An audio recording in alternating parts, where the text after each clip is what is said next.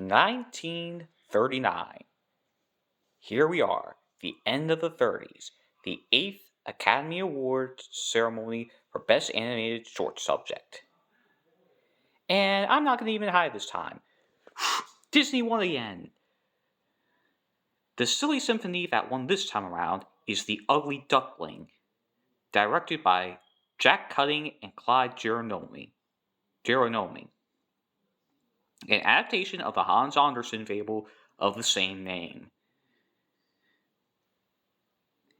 Cutting would be rather obscure, though he was well remembered, but Geronimi would be a Disney mainstay. But it's impressive that this man has won 8 ceremonies in a row with the same series, isn't it? I mean, who can beat Walt Disney by this point? There's something about his silly symphonies that clicked with audiences that no other studio quite got, it seems. So, what is the one thing that can stop Walt? Well, I'll tell you, it's actually very surprising. But first, I'll do the runner-ups, especially since I want to get to second place. Peace on Earth. By far and away the most dramatic cartoon to ever come out of anything thus far, tied with The Old Mill. Directed by Hugh Carman and produced by Fred Quimby for the new in-house MGM studio. The period between early 1938 and late 1939 was very weird for MGM. Because, you see, as part of their desire to open an in-house cartoon studio, they fired Harman and Ising and much of their staff and replaced it with their own, barring a few leftovers from other studios. Their first assignment was distributing an optical poem by Oscar Fischinger,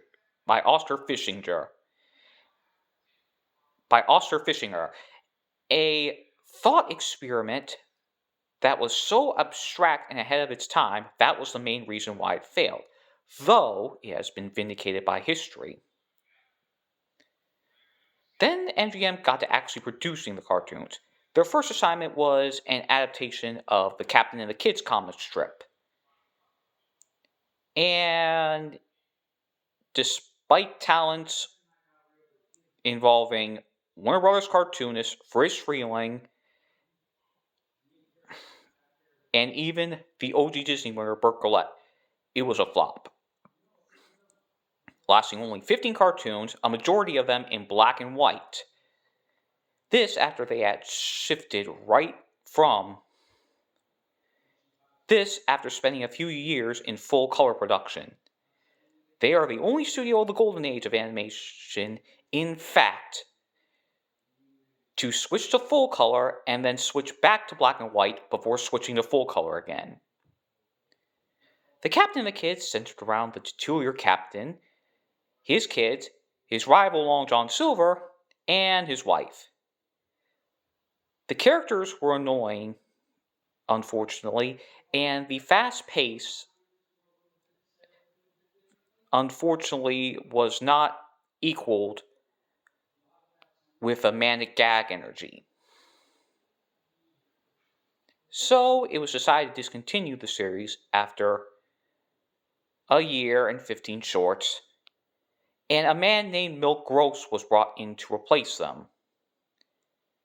Milt Gross was a comic book artist of a Jewish background, noted for his surreal humor and raunchiness. He decided for the studio's next assignment that his famed comic, Count Screwloose and J.R. the Wonder Dog, would receive an animated adaptation. This series was a success because Milt Gross had surrealism that leveled Bob Clampett and a manic energy to match. And it lasted for a grand total of, drumroll please,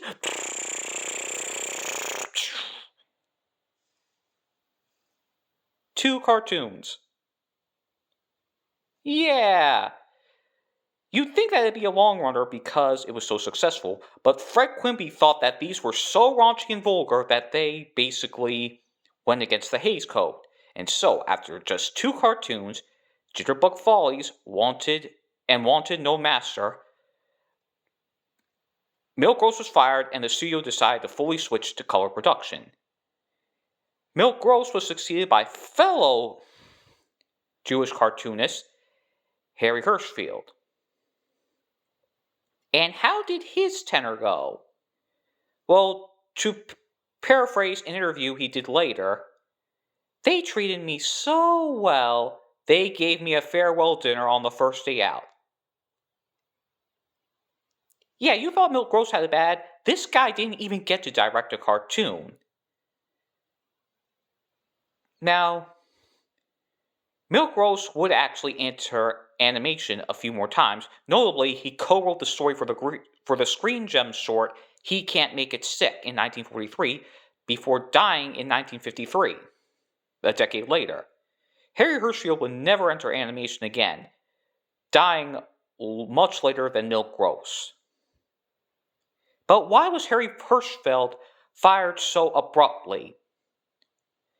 Well, because the studio, or at least one of their employers, had a very ingenious idea. Simply bring back Harmon and Ising. They weren't really doing anything, and besides, as it turned out, MGM had actually decided to distribute some cartoons they made freelance for Disney after Disney reneged on a deal that stated they would produce 3 Silly Symphonies as a reward for helping with Snow White. Only one of those cartoons, Merbabies, was released, directed by Vernon Stallings. The other 2 cartoons MGM decided to pick up, and they were so amazed with the quality that they just rehired the whole studio and absorbed it into MGM. And Harmon and Ising tried so desperately to change their style to fit changing times. Warner Brothers was having an influence by this point, and Harmon and Ising focused more on gags, with Harmon going darker and Ising going funnier, but they still couldn't really shake off that Disney influence, unfortunately. In the end, Hugh Harmon only completely admitted and owned up to 3 cartoons, disavowing the rest. Those 3 were The Old Mill Pond, fellow Academy Award nominee, The Blue Danube, and this one. What is this short about here? It's about a group of animals who talk about how men killed each other and wiped themselves off of the face of the earth because they wouldn't stop going to war. Imagine this. You're watching a funny animal cartoon about squirrels having a good time, and then they decided to talk about the fall of man with the gruesome imagery to match it. I think they even snuck in blood at one point. That is how incredibly dark Peace on Earth was, and that is exactly how it was. So acclaimed was this cartoon that rumors had it that it was nominated for a Nobel Peace Prize as well, though there has been no evidence to back that up.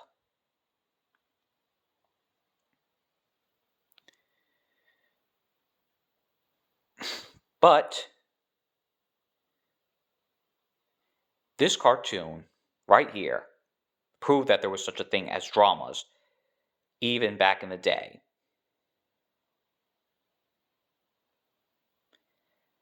And it is widely considered to be a Christmas classic, because it takes place during Christmas. Alas, the short's anti-war message was undermined by World War II just being around the corner. But still, it's widely considered relevant in many, many respects pertaining to war for that reason. So much it was remade in 1955, and that also got an Academy Award nomination, but we'll get to that later. Oh, and also,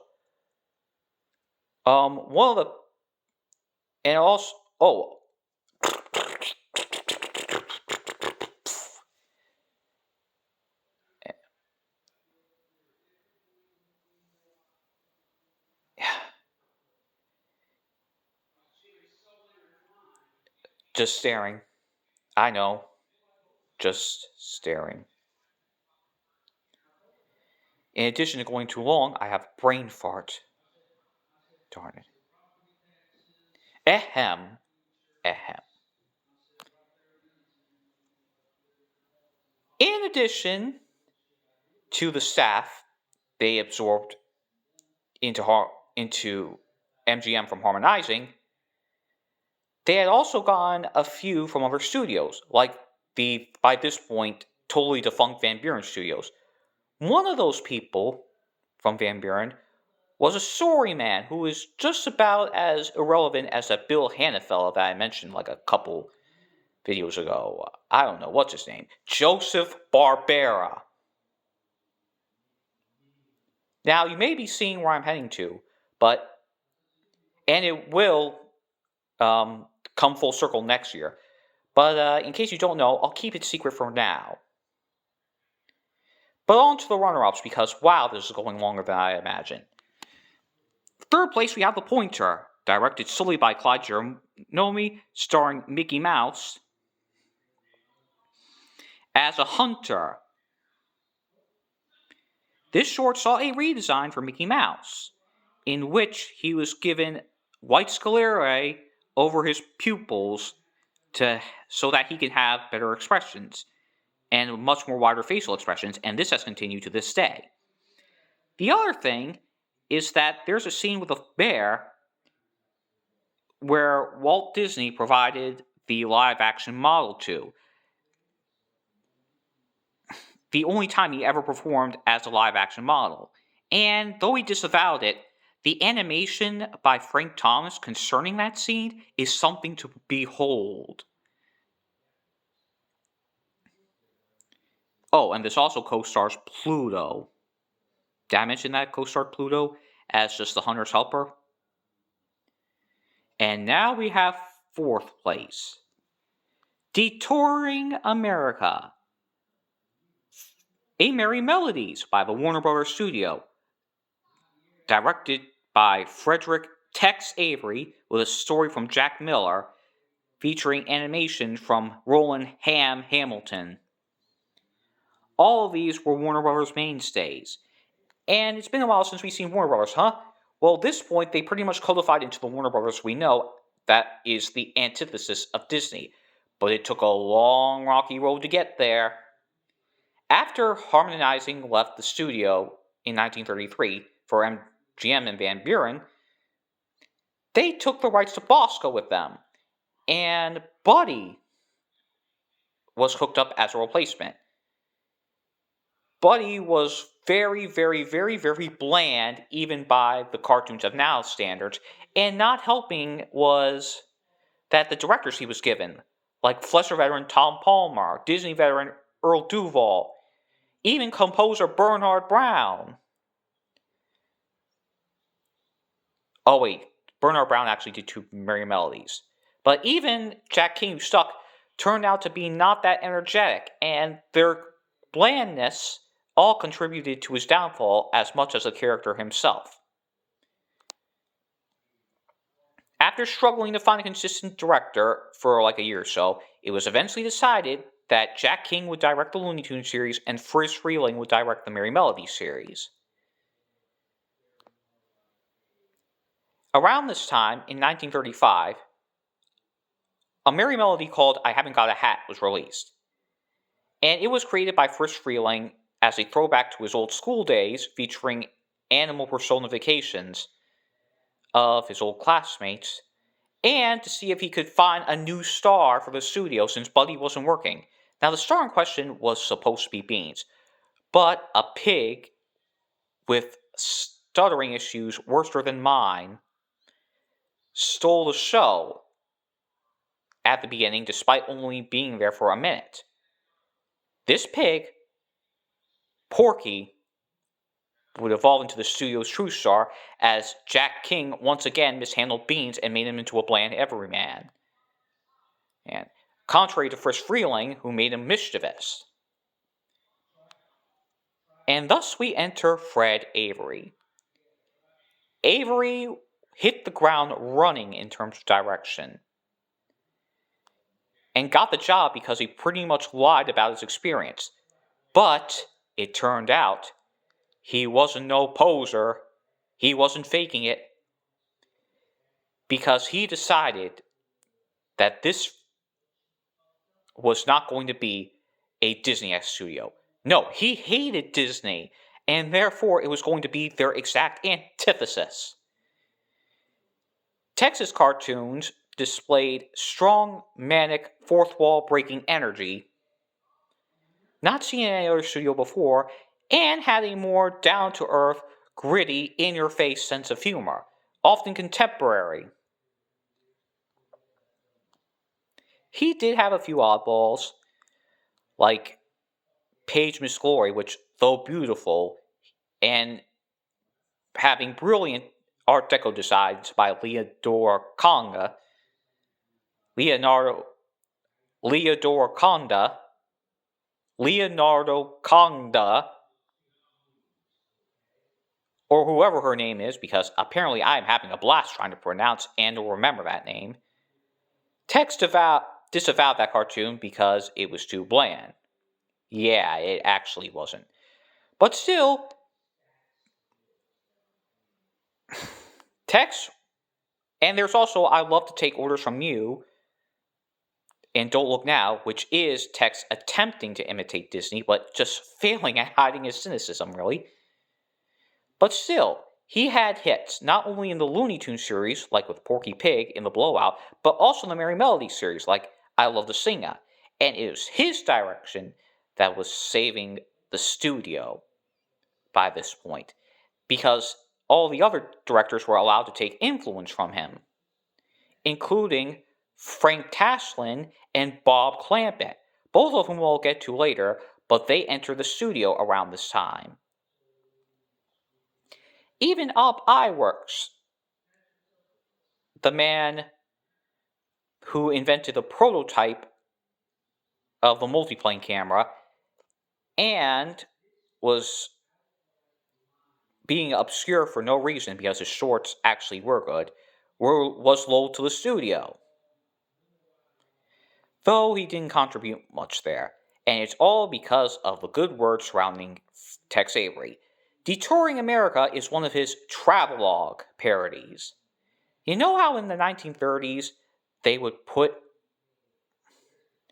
documentaries preceding every film that was basically concerning stuff about nature and American culture?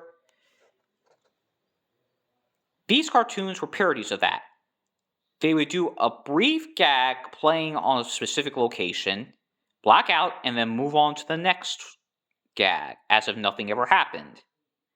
Today, we call these cartoons spot gags because of many rapid gags that happen on the spot. And these gags were not connected by any story whatsoever.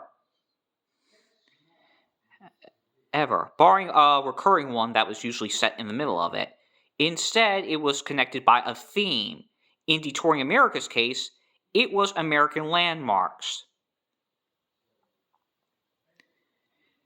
So ultimately, the studio that just so happened to be the first to join Disney at the Academy Awards would grow into Disney's de facto rival, taking over from the Fleischers, following certain developments. But, speaking of Disney, I have something to point out. You know how I've said that Disney could just go on forever winning Academy Awards and he was very happy for himself? Well, you see, Walt Disney was not that type of person. What I mean is, he wasn't just some irrelevant producer who took credit and didn't really care. This guy not only cared for the quality of his animation, but he was a genuinely nice guy. And the fact that he didn't have any competition unnerved him. So, after this short, The Ugly Duckling, which was a remake of a 1931 short of that same name that was also Silly Symphony, hence the DX at the end, the Ugly Duckling Deluxe, to notify that this was a remake. After this short, Disney stopped the Silly Symphony series and deliberately decided to sit out the next Academy Awards, just so someone else could win it. I don't think I've ever seen something so selfless before.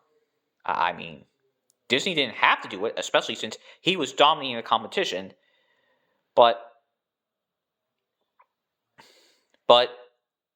it's hard to believe that the man himself wanted to avert all animation is Disney the most. And indeed, in a few years, the stigma wouldn't be all animation is Disney, the stigma would be all animation is Warner Brothers, despite Disney being successful still. But I'll get to that next time. After a whopping 21 minutes or so yammering my mouth, I'm glad to say to all of you impatient people out there whose time I'm probably wasting, that this is the Man from Wackyland, signing off, notifying you that was 1939.